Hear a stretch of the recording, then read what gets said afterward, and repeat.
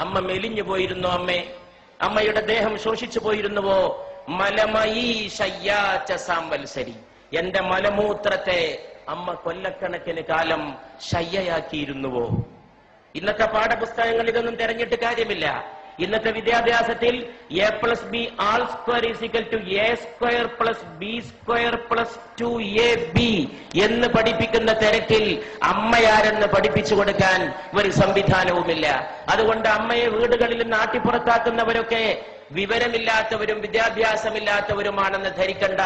അവരൊക്കെ വലിയ ബഹുമതികളുടെ അക്ഷരക്കൂട്ടങ്ങളെ സ്വന്തം പേരിന്റെ അകമ്പടി ചേർത്ത് എഴുതി വെക്കുന്നവരും ബിരുദ കൂമ്പാരങ്ങളിൽ ജീവിക്കുന്നവരുമാണ്. പക്ഷെ അമ്മയെ തിരിച്ചറിയാൻ വേണ്ടത് വേറെ ഒരു ജ്ഞാനമാണ്, സ്നേഹത്തിന്റെ ഒരു ജ്ഞാനമാണ്. അമ്മ വീണ്ടും നിർബന്ധിച്ചപ്പോൾ ശങ്കരൻ ഒരു ശ്ലോകം ചൊല്ലി തന്റെ അമ്മക്ക് നന്ദി പറയുകയാണ് ചെയ്തത്. നമസ്തേ നമസ്തേ ജഗന്നാഥ വിഷ്ണു, നമസ്തേ നമസ്തേ ഗദാ ചക്രപാണേ, നമസ്തേ നമസ്തേ പ്രപന്നാർത്തിഹാരിൻ, സമസ്താപരാധം ക്ഷമസ്വാഖിലേശം, മുഖേ ചന്ദ്രഹാസം നഖേ ചന്ദ്രഭാസം, കരേചാരു ചക്രം സുരേഷാഭിവന്ദ്യം, ഭുജംഗേ ശയാനം ഭജേ പത്മനാഭം എന്ന് മകൻ ചൊല്ലുമ്പോ അമ്മയുടെ രണ്ട് കണ്ണിൽ നിന്നും കണ്ണുനീരിന്റെ പ്രവാഹമായിരുന്നു. അങ്ങനെയാണ് ആര്യാമ്പ കണ്ണടച്ചത് എന്ന് ചരിത്രം നമ്മോട് പറയുന്നു. പ്രവാചകൻ മുഹമ്മദ് നബി സല്ലല്ലാഹു അലൈഹി വസല്ലമയുടെ മുമ്പിൽ ചെന്ന് ഒരു ശിഷ്യൻ ചോദിച്ചു, ഞാൻ ആരോടാണ് ഏറ്റവും കൂടുതൽ നന്ദി കാണിക്കേണ്ടത്? ദൈവദൂതനായ മുഹമ്മദ് നബി സല്ലല്ലാഹു അലൈഹി വസല്ലം മറുപടി പറഞ്ഞു, നിന്റെ മാതാവിനോട്. ചോദ്യകർത്താവ് ചോദിച്ചു, പിന്നെ ആരോട്? രണ്ടാമത്തെ ആൾ ആരാണെന്നാണ് ചോദ്യകർത്താവിന് അറിയേണ്ടത്. പക്ഷേ അവിടുന്ന് പറഞ്ഞു, നിന്റെ മാതാവിനോട്. പിന്നെ ആരോട് എന്ന് ചോദിച്ചപ്പോ വീണ്ടും പറഞ്ഞു, നിന്റെ മാതാവിനോട്. നാലാമതും ചോദ്യകർത്താവ് ആവർത്തിച്ചു, ഇനി ആരോടാണ് നന്ദി കാണിക്കേണ്ടത്? അപ്പോൾ പറഞ്ഞു, പിതാവിനോട് എന്ന്. 3 വട്ടം മാതാവും 4ാമത് മാത്രം പിതാവ് പോലും കടന്നു വരുന്ന വ്യാഖ്യാനമില്ലാത്ത, വർണ്ണിക്കാൻ കഴിയാത്ത സുഹൃതത്തിന്റെ പേരാണ് അമ്മ എന്ന് പറയുന്നത്. ഒരു കുഞ്ഞ് ജന്മം പ്രാപിച്ച് കുഞ്ഞിനെ അമ്മ മടിയിലിരുത്തി കുഞ്ഞിന്റെ ചുണ്ടിൽ, നമ്മുടെയൊക്കെ ചുണ്ടിൽ ആദ്യത്തെ ദാഹം വൈദ്യുതി തരംഗം പോലെ ത്രസിക്കുമ്പോൾ, അതൊരു ഇലക്ട്രിക് വേവ് പോലെയാണ് ആദ്യത്തെ ദാഹം. ആ ആദ്യത്തെ ദാഹം വൈദ്യുതി തരംഗം പോലെ നമ്മുടെ ചുണ്ടിൽ ത്രസിക്കുമ്പോൾ മാതാവ് തന്റെ നെഞ്ചത്തെ അമൃത കുംഭങ്ങളോട് തന്റെ മോനെ ചേർത്ത് പിടിക്കുന്നു.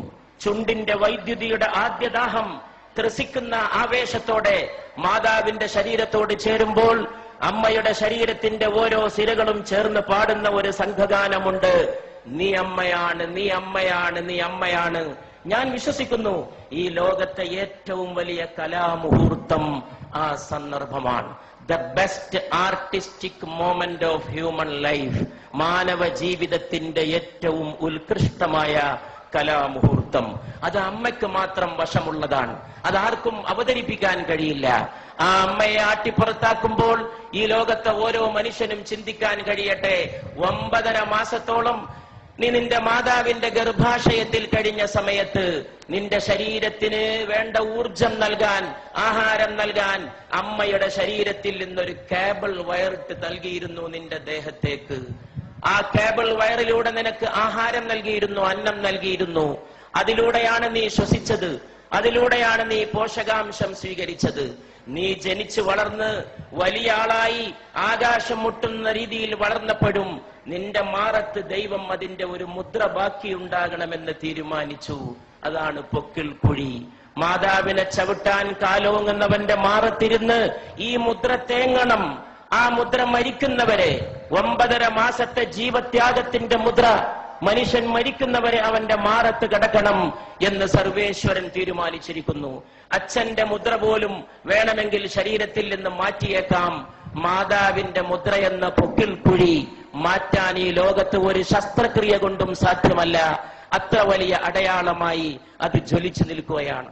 ഈ നാട്ടിക കടപ്പുറത്ത് തടിച്ചുകൂടിയ സഹോദരങ്ങൾക്ക് മുമ്പിൽ എന്റെ വാക്കുകൾ അവസാനിപ്പിക്കുമ്പോൾ എനിക്കൊന്നേ പറയാനുള്ളൂ. ഈ ലോകത്തിന്റെ ഇന്നത്തെ ഏറ്റവും വലിയ പ്രശ്നം ഏതാണ്? ഒരുപാട് പ്രോജ്വലമായ കലാമുഹൂർത്തങ്ങൾ നമ്മുടെ നാടിന് സമർപ്പിച്ച് ഈ നാടിന്റെ കലാഹൃദയത്തെ ത്രസിപ്പിച്ച മോഹൻലാലിന്റെ സാന്നിധ്യത്തിൽ, സത്യൻ അന്തിക്കാടിനെ പോലെ ഒരു നിമിഷത്തെ സ്നേഹത്തെ ഒരു യുഗത്തേക്ക് പ്രസരിപ്പിച്ച ഒരു തൂലികാകാരന്റെ സാന്നിധ്യത്തിൽ, കേരളത്തിന്റെ ഗ്രാമങ്ങളിൽ മുഴുക്കെ മുഴങ്ങിയ കൈതപ്രത്തിന്റെ സ്നേഹഗാനത്തിന്റെ സാന്നിധ്യത്തിൽ, ഒരുപാട് കുടിലുകളിൽ കഞ്ഞിയില്ലാത്തവന് കഞ്ഞി എത്തിച്ചു കൊടുത്ത് ഒരുപാട് മലയാളികൾക്ക് തൊഴിൽ നൽകിയ, സ്നേഹത്തിന്റെ പുതിയ വ്യാഖ്യാനം തീർത്ത യൂസഫ് അലി സാഹിബിന്റെ സാന്നിധ്യത്തിൽ, ഇവിടെ ഈ മഹാസ്നേഹ സമ്മേളനം സംഘടിപ്പിച്ച, അതിനുവേണ്ടി ത്യാഗം ചെയ്ത എന്റെ പ്രിയ സ്നേഹിതൻ, സ്നേഹത്തിന്റെ പ്രതാപം പോലെ ജ്വലിക്കുന്ന പ്രതാപന്റെ, അദ്ദേഹത്തിന്റെ സുഹൃത്ത് റഷീദിന്റെ, അവരുടെയൊക്കെ സഹപ്രവർത്തകരുടെ സാന്നിധ്യത്തിൽ ഞാൻ ചോദിക്കുന്നു. ഇവിടെ ചോദിക്കേണ്ട ചോദ്യം അതാണെന്ന് വിശ്വസിക്കുകയും അതിന് ഉത്തരം നൽകാൻ ശ്രമിക്കുകയും ചെയ്തുകൊണ്ട് ഞാൻ എന്റെ വാക്കുകൾ അവസാനിപ്പിക്കുകയാണ്. ഏതാണ് ഈ ലോകത്തിന്റെ ഏറ്റവും വലിയ പ്രശ്നം? അത് ദാരിദ്ര്യമല്ല. ഇഷ്ടം പോലെ പട്ടിണി ഇന്നും ലോകത്തുണ്ട്. എന്റെ അടുത്തൊരു ചെറുപ്പക്കാരൻ വന്നിരുന്നു, ഒട്ടകത്തിന്റെ മലദ്വാരത്തിലേക്ക് വായ ചേർത്ത് നിൽക്കുന്ന ഒരു സുഡാനീസ് ബാലന്റെ ചിത്രവുമായിട്ട്. ഒട്ടകം വിസർജിക്കുന്നതിന് വേണ്ടി ആ വിസർജ്യം ആഹരിക്കാൻ കാത്തു നിൽക്കുകയാണ്. ദാരിദ്ര്യത്തിന്റെ പരമകാഷ്ഠ, ഒട്ടകത്തിന്റെ മലദ്വാരത്തോട് വായ ചേർത്ത് വെച്ച് നിൽക്കുന്ന സുഡാനിലെ ബാലൻ. എന്നിട്ടും ഞാൻ പറയുന്നു, ദാരിദ്ര്യമല്ല ഈ ലോകത്തിന്റെ പ്രശ്നം. ഈ ലോകത്തിന്റെ പ്രശ്നം ഇന്ന് ഒരുപാട് നിരക്ഷരരുണ്ടെങ്കിലും നിരക്ഷരതയുമല്ല ഈ ലോകത്തിന്റെ പ്രശ്നം എന്ന് ഞാൻ പറയും. ഈ ലോകത്തിന്റെ ഏറ്റവും വലിയ പ്രശ്നം തൊഴിലില്ലായ്മയില്ലെന്നും ഞാൻ പറയുന്നു. ഈ ലോകത്തിന്റെ പ്രശ്നം സ്നേഹശൂന്യതയാണ്. അതിൽ നിന്നാണ് വർഗീയത ഉണ്ടാകുന്നത്, അതിൽ നിന്നാണ് ഭീകരവാദം ഉണ്ടാകുന്നത്, അതിൽ നിന്നാണ് തീവ്ര സങ്കല്പങ്ങൾ ഉണ്ടാകുന്നത്, അതിൽ നിന്നാണ് മാതാവിനെ ആട്ടിപ്പുറത്താക്കാനുള്ള അവസരമുണ്ടായിത്തീരുന്നത്, അതിൽ നിന്നാണ് അച്ഛനെ അവഗണിക്കാൻ തോന്നുന്നത്. മാതാവിന്റെ കാൽച്ചോട്ടിലാണ് സ്വർഗം എന്ന് പ്രവാചകൻ പറഞ്ഞു. മാതാപിതാക്കൾക്ക് പ്രായമെത്തിയാൽ അവരോട് ഛെ എന്ന വാക്ക് പോലും പറയരുത് എന്ന് ഖുർആൻ വിലക്കി. ഛെ എന്ന ഒരു വാക്ക് മതി വേദനിപ്പിക്കാൻ. നീ നിന്റെ അച്ഛനെ തൊഴിക്കണമെന്നില്ല, ഒരു വാക്ക് മതി വേദനിപ്പിക്കാൻ. വാക്കുകൊണ്ടുപോലും നീ അവരെ വേദനിപ്പിക്കരുത്. ദൈവത്തോട് നന്ദി ചെയ്യുന്ന പോലെ നീ നിന്റെ മാതാപിതാക്കളോട് നന്ദി ചെയ്യണം എന്നും ഖുർആൻ തുടർന്ന് കൽപ്പിക്കുന്നു. അതുകൊണ്ട് പ്രിയപ്പെട്ടവരെ, ഇന്നത്തെ ലോകത്തിന്റെ ഏറ്റവും വലിയ പ്രശ്നം സ്നേഹശൂന്യതയാണ്.